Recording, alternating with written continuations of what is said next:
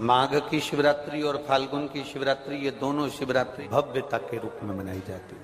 भव्यता।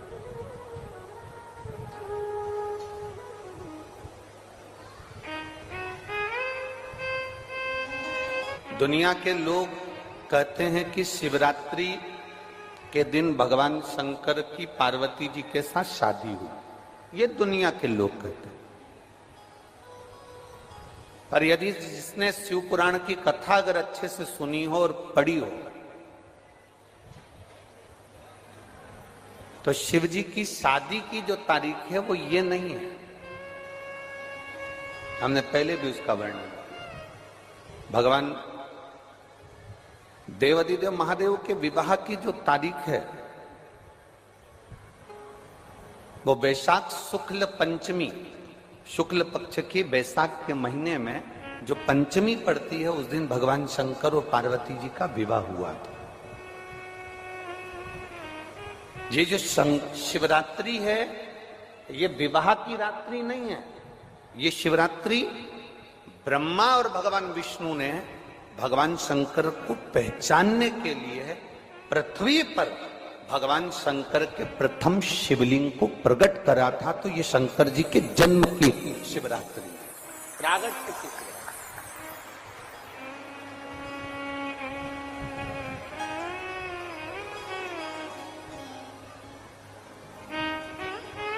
ये शिव जी के प्रागट्य की शिवरात्रि। ये शिवरात्रि जो आएगी, माघ की शिवरात्रि, जो मूल शिवरात्रि होती है, जिस दिन शिवरात्रि के दिन भगवान ब्रह्मदेव और भगवान नारायण ने भगवान शंकर को एक पर्वत को घुमाकर उनके लिंग की आकृति, उनका स्वरूप प्रकट किया। उनका स्वरूप प्रकट किया, उनका जन्म। आपसे कोई पूछे कि शंकर जी का जन्म कब हुआ था, बिल्कुल बेझटक कह सकते हो, शिवरात्रि के दिन, हैप्पी बर्थडे टू यू। उसमें तुम्हें सोचना नहीं।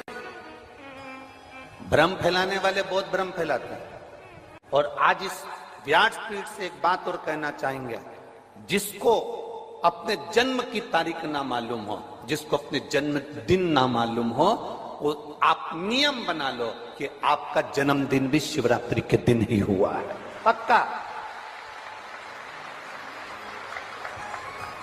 जब परब्रह्म परमेश्वर स्वयं देवाधिदेव महादेव शिवरात्रि के दिन प्रकट हो जाता है, उसका शिवलिंग, उसकी आकृति प्रकट हो जाती है। और ब्रह्मा जी ऊपर जाकर मालूम करते हैं, आकाश में बढ़ते जाते हैं, जाते जाते हैं, तो भी उनको शंकर भगवान के शिवलिंग का छोर नहीं मिलता। भगवान नारायण नीचे की ओर बढ़ते चले जाते हैं, पाताल की ओर, और उनके चरण नहीं मिलते। तब हार जाते हैं कि शंकर को पहचानना कठिन है।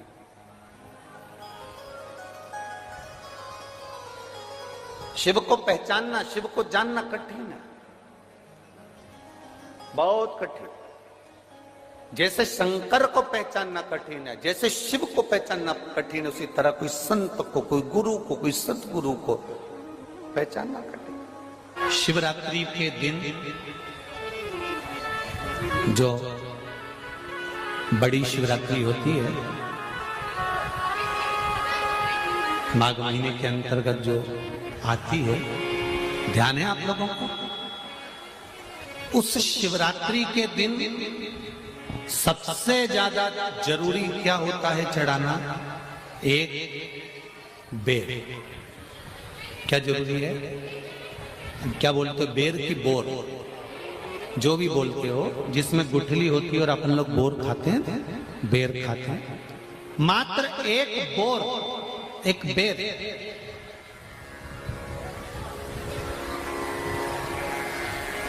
महाशिवरात्रि के दिन समर्पित किया जाता है। क्यों करते हैं? कि घर में जितने सदस्य रह रहे हैं, उतने सदस्य को जिंदगी में कभी कोई ऐसी बीमारी ना हो और हमारे घर में रहने वाले सदस्य की अकाल मौत ना हो। उसके लिए मात्र एक बेलपत्र की जगह एक बेर भी समर्पित कर देते हैं तो अकाल मृत्यु टल जाती है, अकाल मौत टल जाती है।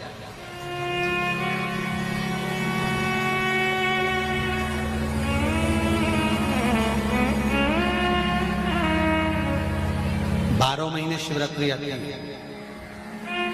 जिसको 12 मासिक शिवरात्रि कहते हैं। हम कई लोगों से कहते हैं अगर जिंदगी में ज्यादा नियम नहीं ले सकते तो एक नियम ले लो, और उसका फल क्या होता है ये मात्र 3 महीने की शिवरात्रि कर कर देखिए। केवल 3 महीने की शिवरात्रि, ज्यादा कुछ नहीं कर सकते। हर महीने शिवरात्रि आती है। प्रत्येक शिवरात्रि के दिन 3 जगह पर दिया लगाना प्रारंभ कर दो। पहला बेलपत्री के वृक्ष के नीचे, दूसरा शंकर भगवान के मंदिर पर, तीसरा आंवले के वृक्ष के नीचे। केवल ये 3 जगह पर दिया लगाना चालू कर दो। कौन से दिन? हर महीने की जो शिवरात्रि आती है, मासिक शिवरात्रि जो आती है, आप 12 महीने का नियम बनाओ कि मैं 12 महीने की शिवरात्रि का व्रत करूं ना करूं। मैं शंकर के मंदिर में 12 महीने जो शिवरात्रि आती है उस शिवरात्रि का नियम लेती हूं कि शिवरात्रि के दिन मैं दिया लगाने 3 जगह पर जाऊंगी। पहला, बोलते जाओ जम के, बेलपत्री के नीचे। दूसरा, शंकर भगवान के मंदिर में या शिव मंदिर की चौखट पर। तीसरा, आंवले के वृक्ष के नीचे।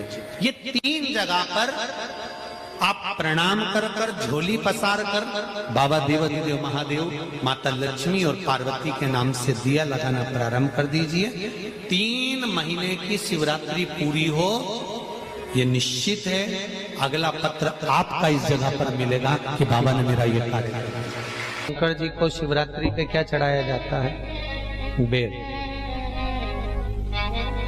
कितने बेर चढ़ाते हैं? शंकर जी को शिवरात्रि पर कितने बेर चढ़ते हैं? हर शिवरात्रि का एक। 12 महीने में कितनी शिवरात्रि आती है? 12 बेर शिव जी को समर्पित होते हैं शिवरात्रि के दिन। काय के लिए चढ़ाए जाते हैं? एक एक बेर का क्रम है। पहला बेर शंकर जी को जब चढ़ाते हैं तो वो वंश की वृद्धि करता है। दूसरे नंबर का बेर जब चढ़ाते हैं वो संपदा प्रदान करता है। तीसरे नंबर का बेर चढ़ाते हैं वो बच्चों को बुद्धि प्रदान करता है। चौथे नंबर का बेर जब शिव जी को समर्पित करा जाता है शिवरात्रि के दिन, वो घर में से रोग धोक बीमारी को हटाता है। 5वें नंबर का जो बेर शिव जी को समर्पित करा जाता है वो हमको रोगों से मुक्त करता है। 6ठे नंबर का बेर अटके हुए काम को बनाता है। 7वें नंबर का बेर हमारे कोई कार्य नहीं हो रहे उन कार्यों को सफलता की ओर ले जाता है। 8वें नंबर का बेर हमारे घर में कुछ खुशियां लेकर आता है। 9वें नंबर का बेर हमारे घर में वैभव को प्रदान करता है। 10वें नंबर का बेर हमारे घर में संपदा देता है। 11वें नंबर का बेर व्यक्ति को एकादशी के फल के बराबर पुण्य प्रदान करता है। और 12वें नंबर का बेर व्यक्ति के जीवन को सौभाग्यमय बनाता है, नारी को अखंड सौभाग्य प्रदान करता है। 12 महीने शिवरात्रि आती है। हर महीने का एक बेर, एक शिवरात्रि का एक बेर भगवान शंकर को 12 महीने का इकट्ठा कर कर एक मूल शिवरात्रि के दिन शिव को समर्पित करना चाहिए। जीव को अखंड सुख की अनुभूति होती है, अखंड सुख। शिवरात्रि का प्रसंग कहता है अपने मन की अभिलाषा रखकर तुम्हें जो चाहिए, एक काली मिर्ची और तिल्ली के, काली तिल्ली के 7 दाने। एक काली मिर्ची और तिल्ली के, काली तिल्ली के कितने दाने? 7 दाने हथेली में रखकर अपनी कामना कर कर मन से अपने मन की बात को कहकर शंकर भगवान के शिवलिंग पर चढ़ा दीजिए। आपकी मनोकामना, कहते हैं हर महीने शिवरात्रि आती है, इस शिवरात्रि पर, मुख्य शिवरात्रि पर चढ़ाओगे, अगले महीने की जब शिवरात्रि आएगी तो आपकी मनोकामना पूरी हो जाएगी। 1 काली मिर्ची और 7 काली तिल्ली के दाने, मात्र 7। महाराज, जिसके घर में क्लेश रहता हो, बहुत ज्यादा लड़ाई झगड़े हो रहे हैं, सास बहू के झगड़े, ना बहू कुछ सुनने को तैयार ना सास सुनने को तैयार, और घर में बेचारे पुरुषों की आफत, यहाँ भाई भाई झगड़ रहे हो, सास बहुएं झगड़ रही हो, कुछ मत करिए।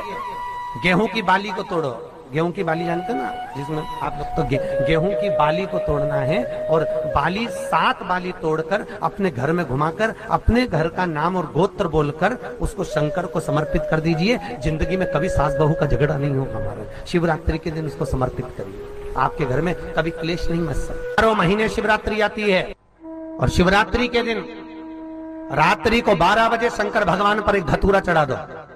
क्या चढ़ाना है? जम के बोलिए जरा। धतूरा। ये शंकर भगवान को धतूरा चढ़ा दो। 12 बजे रात्रि को शिव जी पे धतूरा चढ़ाओ। आधे घंटे तक धतूरा चढ़े रहने दो और आप श्री शिवाय नमस्तुभ्यम का जाप करो। जिस शंकर जी पे धतूरा चढ़ाए उस मंदिर के बाहर बैठकर कौन सा मंत्र जपना है? श्री शिवाय नमस्तुभ्यम। फिर से बोलो, श्री शिवाय नमस्तुभ्यम। धतूरा चढ़ाकर श्री शिवाय नमस्तुभ्यम का स्मरण करिए। और जो दुकान नहीं चलती हो, घर में लक्ष्मी नहीं टिकती हो, खेत में फसल अच्छी नहीं आती हो, संपदा नहीं आ रही हो, बस उस धतूरे को लाल वस्त्र में बांधकर अपनी दुकान में, अपने व्यापार में, अपने घर में रात को 12:30 बजे उठाकर लाओ और 4 बजे के पहले उसको अपनी दुकान, व्यापार, व्यवसाय में उसको बांध दीजिए। और अगर जो जमीन फसल सही नहीं दे रही हो उस जमीन में ले जाकर गाड़ दीजिए। आपको जीवन में कभी तकलीफ नहीं भोगना पड़ेगी, लक्ष्मी बढ़ती चली जाएगी, संपदा बढ़ेगी। जो व्यक्ति ज्यादा बीमार रहता हो, बहुत बीमारी उसको घेरे रहती हो, परेशान रह रहा हो, बीमारी बनी हुई है, तो बोर चढ़ाइए। बेर, क्या बोलते हैं यहाँ पर? बेर की बोर, वो खाने वाला बेर जो होता है, उस बेर को 7 बेर ले लो और 7 बेर को लेकर अपने ऊपर से घुमाकर शिवरात्रि की दोपहर के 12 बजे शंकर भगवान के शिवलिंग पर ले जाकर उस बेर को चढ़ा दीजिए। आपका रोग, आपकी बीमारी मात्र 3 महीने के अंदर समाप्त हो जाएगी। बेर चढ़ाने का बड़ा महत्व है। यहाँ चढ़ाते हैं कि नहीं चढ़ाते? चढ़ाते हैं। शिवरात्रि के दिन बेर चढ़ाने का बड़ा महत्व है। और शिवरात्रि पर चढ़ा हुआ वो बेर उठाकर ले आइए और उस बेर को उठाकर रख लीजिए। मान लो किसी को उदर से जुड़ी हुई जब तकलीफ रहती है, पेट से जुड़ी हुई तकलीफ रहती है, पेट से जुड़ी हुई कोई भी प्रॉब्लम हो, अगर पेट से जुड़ा हुआ कोई भी रोग आपको लग गया और डॉक्टर की दवाई चल रही है, सारी औषधि चल रही है, जो शिवरात्रि पर आपने बेर चढ़ाया है वो बेर अगर आपके यहां रखा हुआ है, वो बेर उस रोग वाले व्यक्ति को खिला दीजिए। आधे घंटे के अंदर पेट का दर्द, पेट की तकलीफ, पेट का कैसा भी रोग होगा एकदम आराम लग जाएगा। उस बेर में इतना दम, इतना प्रबलता आ जाती है शंकर को जो शिवरात्रि के दिन बेर चढ़ाया जाता है।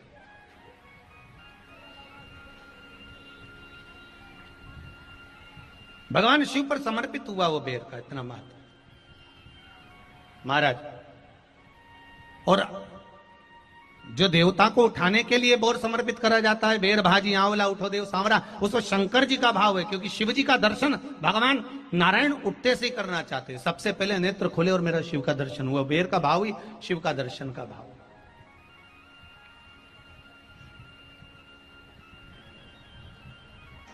कितनी बड़ी औषधि होगी बेर के अंदर, जरा देखिएगा कि मेरे राम जी शबरी अम्बा के दरवाजे पर पहुंचे। आप लोग भजन में लेते रहते हो, शबरी संवारे रास्ता आएंगे राम जी, मेरा भी धन्य जीवन बनाएंगे राम जी।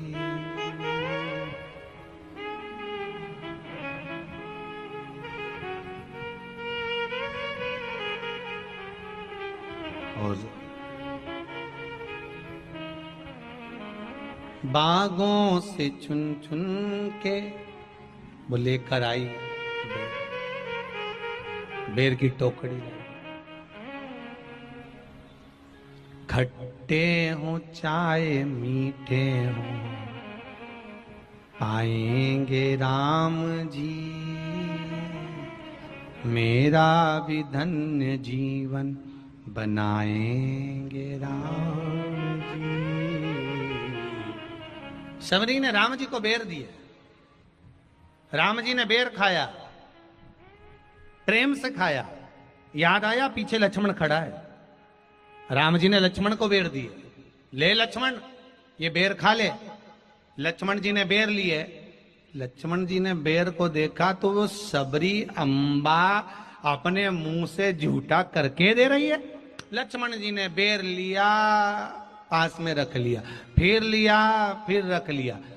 सबरी जी राम जी को बेर दे, राम जी लक्ष्मण जी को बेर दे, लक्ष्मण जी वो बेर लेके पीछे फेंकते जाए, उठाए फेंका, उठाया फेंका, उठाया फेंका। अब कोई लक्ष्मण साधारण है? जब भगवान राम विष्णु हैं, लक्ष्मण शेषनाग हैं, शेषनाग अगर कोई चीज फेंकेगा तो क्या पास में फेंकेगी? उठाया फेंका, कोसों दूर जाकर गिरा। और वो बेर कब काम आया? जब लक्ष्मण जी को शक्ति लगी, बाण लगा, लक्ष्मण जी मूर्छा होकर जमीन पर पड़े, सुषेण वेद को बुलाया और वेद से बुलाकर पूछा कि लक्ष्मण कैसे उठेगा? तो कहा संजीवनी लेकर आओ। संजीवनी लेने के लिए भेजा। तब संजीवनी लेने के लिए जब श्री हनुमान जी महाराज गए, संजीवनी बूटी जब लेकर आए और लक्ष्मण जी को जो दी, तब राम जी पहचान गए ये संजीवनी कोई दूसरी नहीं है। लक्ष्मण जी को जो बेर खाने को दिया था, वो बेर फेंक दिया था, उसी बेर की पत्ती है जिसको निचोड़ निचोड़ कर लक्ष्मण जी को खिलाना पड़ी है। तो राम जी रोते रोते बोले पहले ही खा लेता तो खाना नहीं पड़ती। लगे तो खाया ही।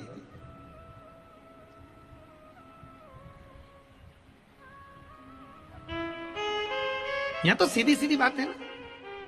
कहा पोलियो की दवाई जन्म लिए बच्चे से लेकर 5 वर्ष तक के बच्चे को पोलियो की दवाई पिलाई जाएगी। पोलियो की दवाई पियो तो हाथ पैर से विकलांग नहीं होगे।